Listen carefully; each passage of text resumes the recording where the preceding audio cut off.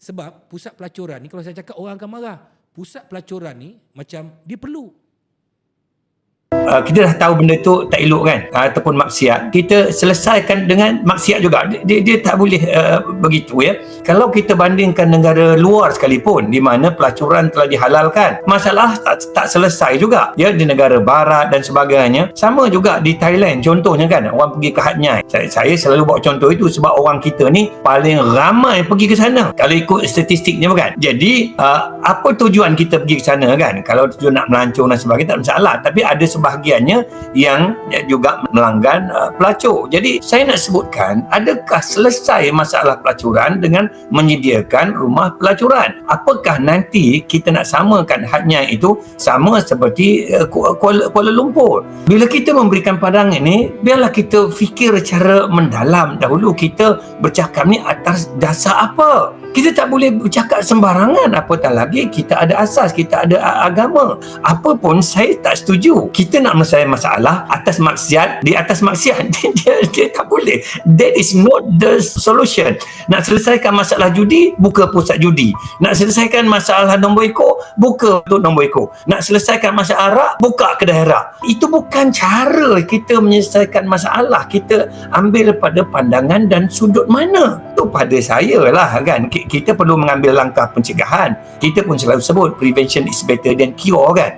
Lagi, saya nak tanya kepada saudara-saudari, bila orang barat ya kan dilegaliskan gay, lesbian dan sebagainya, adakah benda ini berkurang? Dia terus bertambah, betul kan? Apa reaksi Prof sendiri melihat orang berpengaruh, status selebriti juga berkata sedemikian? Reaksi pertama Prof, mungkin apa yang Prof boleh kabarkan? Saya rasa terpukul bila baca benda tu. Kita jadi bahasa orang muda kata terkejut beruk lah. Itu saya kena, kita terkejut. Pasal apa kata-kata ini boleh keluar daripada seorang yang dikenali, seorang yang berpengaruh, seorang yang mungkin kita rasa kata-kata itu dia itu akan diikuti oleh pengikut dan orang ramai. Dan pada saya lah saudara ya, bila kita ragu-ragu dalam sesuatu perkara itu, saya rasa lebih baik kita diam.